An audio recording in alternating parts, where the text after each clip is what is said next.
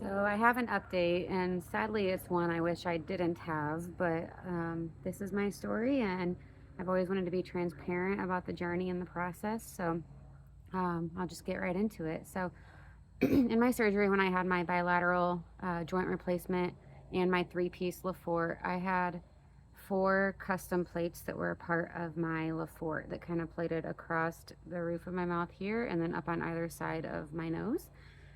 And one of my plates is broken. There's a crack in it. And so that means I'm going back to the OR with Dr. Movahead in 2 weeks. And he's going to do an intraoral incision through the same place where he went in before and check the hardware. The imaging revealed the crack, and he said he sees really good bone remodeling around, but he just wants to see everything, touch it with his own hands, assess everything. And then he's likely going to use a synthetic grafting material to kind of support that spot um, and allow it to heal more and support the broken hardware. So there's a lot I don't know. These symptoms, I actually know exactly when it happened. It was the day we left for Portugal. So a backstory is this is actually my 1 year anniversary update, and it's not how I envisioned it to be going. Thankfully, this isn't a horrendous complication. It's more like emotionally, mentally, and physically exhausting than it is like a huge bump in my recovery, I think. But it's been a pretty big emotional and mental hit. So, the day we were leaving for Portugal to celebrate my 1 year of my surgery, I was eating a sandwich and I felt this like suction cup feeling followed by a pop somewhere over here in my like upper area around through my Lefort. And I had just had a pretty aggressive orthodontist appointment, and so at first I was confused. It didn't really hurt that bad. It more felt like heat and pressure and like nerve zinging, but I wouldn't really say it was painful. Um, and we were on our way to Portugal, so there's nothing I could do about it. So my plan was just to not chew on that side and let it rest for a couple of days and then reevaluate.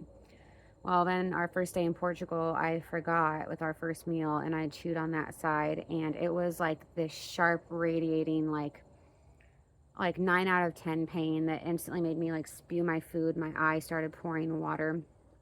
Um, just like that like sprained ankle feeling. And then after that, I didn't chew on the right side at all. And I started noticing every time I would swallow or close my teeth together or chew, I was feeling this like popping sensation over here, even when I was chewing on the left. So by the end of Portugal, it was getting worse, and the like tenderness was worsening as well. So we got back on a Sunday night, and Monday morning, my orthodontist saw me. I was convinced like a bracket had come off or a wire had come off, like something just felt loose or wrong.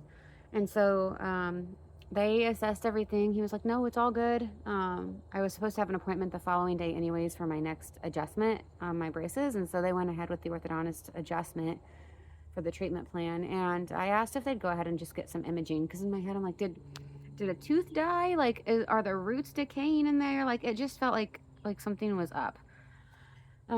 So anyways, got that imaging, and then I emailed Dr. Movahead's clinical staff email, and they wanted the CBCT, so we sent that over, and then they were really busy in the OR and had a lot going on, so I actually waited for 3 days to hear the results of that. And he called me Thursday night and explained that there was that crack there. So I wanted to tell my symptoms so that anyone who experiences similar things can look into that. It's, from what I understand, pretty unusual, and he has reported it to Stryker as a hardware failure. I can show you on my imaging, but on my upper maxilla, he advanced it forward on the right side 8 millimeters. And so that created, like, if this is my face here, and then this was my maxilla, and then he pulled it forward 8 millimeters, it created this 90-degree gap right here that needed support while the bone remodeled in there. And if I understand correctly, he actually used some of the bone from my jaw joint that he took out as like scaffolding through here to support that space. So you can see on the hardware, it actually does have a 90-degree bend, and that was intentional to like bridge that gap and create support. So in theory, it should have supported my existence, and it didn't. Um, so that's where we're at. I will update you guys after the surgery on the 7th is when I'm going.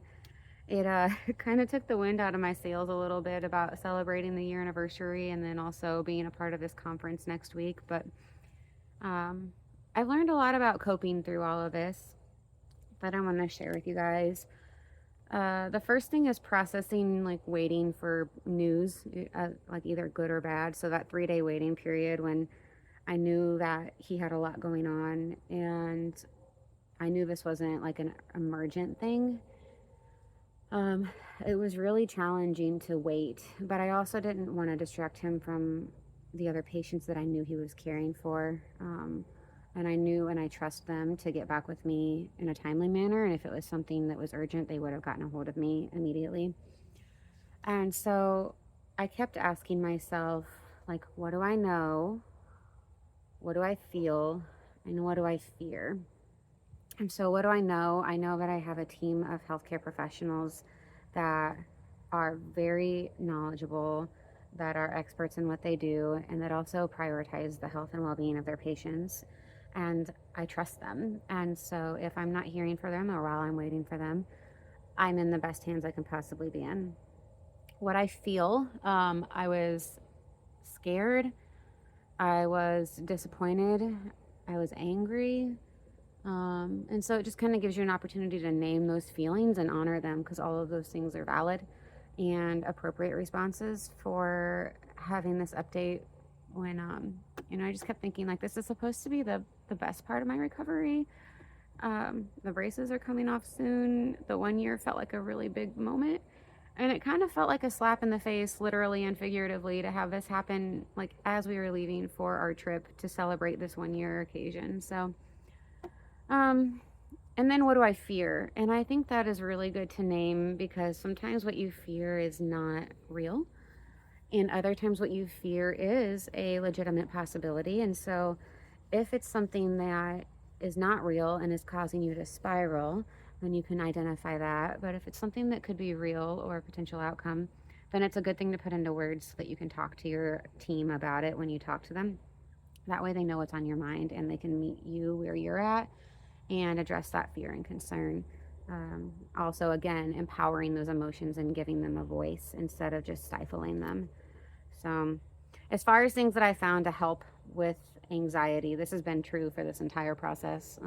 For me, audiobooks or podcasts do so much better than music because music still gets me in my feelings and I still think outside of the music. But I needed something to like pull my attention away from my thinking. And so podcasts and audiobooks do that for me. You have to fill the silence, or at least I do, or else your brain just goes. So that's one thing. And then I do those nightly meditations as I go to sleep. That's been true ever since my surgery, on that app called Insight Timer. And I would recommend that as well. The other thing is continue doing the things that you love, in whatever capacity you can. So sometimes when you're waiting for news, you're unable to function as you normally function. So in this case, I forgot to mention, when I first called and spoke with them about the symptoms, they told me to quit chewing until we could get more answers. And so I discovered that was really triggering. I just started crying immediately.